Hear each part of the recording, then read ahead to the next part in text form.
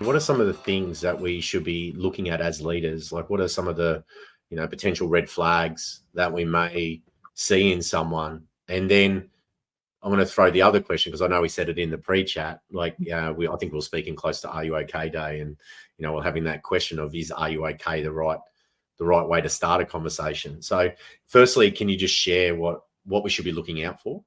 And then B, how do we approach the conversation if we do feel that someone is struggling with their mental health?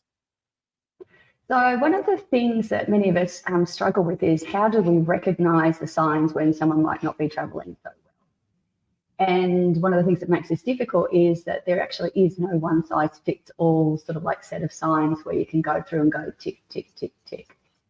The other thing as well is, unlike a physical illness or a physical injury, it's not necessarily evident just by scanning and looking at someone that they might not be doing so well in terms of their mental health. And so there's sort of like three categories of things that I'm encouraging people to look at.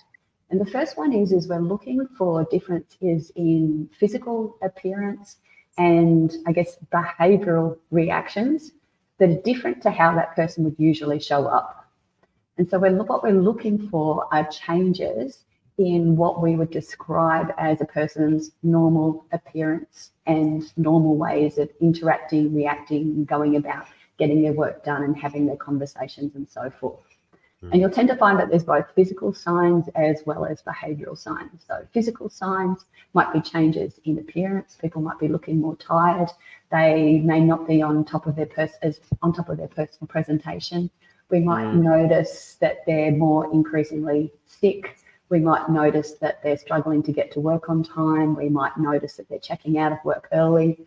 We might notice that they're present at meetings but not present, struggling to sort of like interact. And then from a behavioural perspective, looking for differences in the intensity of their emotions and how they're sharing. So people overreacting to small things, people bursting into tears over things that wouldn't usually bother them, people being quick to anger or quick to being frustrated or irritated. Or we might see some underwhelming responses. And what I mean by that is we're withdrawing from conversations. We're not showing up to meetings on topics that are important to us. We're not contributing to conversations on topics that we know that person would otherwise feel passionately about. And so there's generally going to be a range of sort of like 3 or 4 or 5 little signs that will all add up to give us a bit of a picture that says, hey, I think there's like something that's sort of like, a little bit wrong or a little bit off, or there's something else that's going on here. And one of the things I encourage everyone to do is to sort of like note down what those signs are, and to almost like build a little map of, what are those things that are giving me this gut feel or this intuitive feel that there's, something that's, not traveling quite right for this particular person. And one of the reasons why it helps to write down those little signs is because the best question for checking in with someone is actually a direct question, sharing what it is that you have noticed about them. Right. And this is generally counterintuitive to what most of us have learned over the years. It's like, don't get too personal. Ask a broad question so that you're not, accidentally traveling into personal territory that someone, might get offended with. But the reality is so, Luke, if I was to say, hi, how are you? You're most likely to come back and say, good, how are you? One. Yeah, or just hi. Because one of the things that we're finding in terms of just our local conversations and vernacular is those broad questions have just become another version of a greeting. We're not actually expecting someone to come back and say, well, actually, this is what's going on, and my dog did this, and, my daughter's home from school today because she's got a cold, and actually, my wife's cranky with me because I didn't take out the rubbish last night. Have you been spying on me this morning? Have you been spying on me this morning?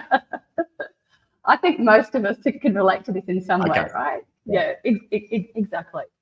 So, hi or, how are you actually isn't a helpful question, and it's unlikely to show someone that you genuinely want to know what's going on for them, and that you're here to actually listen to anything, regardless of whether it's work related or life related. And that brings up a challenge for us with "Are you okay?" as a question. So I absolutely love "Are you okay?" Day, and I love the fact that we have this great day that everyone recognises and understands that is distinctly about checking in with those that we care about. And we know from the stats that we're not doing this, so these days are extremely, extremely important. Yeah. Are you okay as an actual question in of itself is not the best way to start a conversation. It's a good check back in kind of question, but it's not necessarily a good starting question. Because if I ask you, are you okay? You can come back to me and say, good, bad, fighting fit, stressed, busy. It's an example of another closed question, and it's another one of those questions where people kind of go, oh yeah, here's one of those greetings, a different version of a greeting. The other thing about "Are you okay?" is it's a little bit leading. So if I ask you, "Are you okay?" you're more likely to mirror back to me and say, "Yes, Fleur, I am okay." See, there's something that's in that question which kind of like says, reassure me that you're okay, and I don't have to go and have this tricky, uncomfortable question. So we're more likely to get "Oh, fine, nothing to see here, all good." Just the usual as a response. And so for me, the best type of check-in question for a regular person like you and I'm not a psychologist or a trained counsellor or so forth. So people often say to me, oh, look, this is easy for you because you know this stuff. It's like, guess what, guys, I've had to learn this stuff just like you have. My background's a leadership background. My background is not a psychologist and an HR background. So the best question for me is to actually ask someone or share with someone, this is what I've noticed about you. This is not like your usual self. I am concerned about you, and I'd like to understand more. So it might sound something along the lines of, hey, Luke, I've noticed you've been a little bit quiet this last week. This isn't like your usual, chatty, hosting self. I'm a bit concerned about you. How are things going for you at the moment? Perfect. So if you are showing someone that you've noticed how they are and what's going on for them, and you genuinely want to know the answer, you're more likely to get a genuine response from someone that actually acknowledges that you've taken the time to notice and you're interested in their well-being.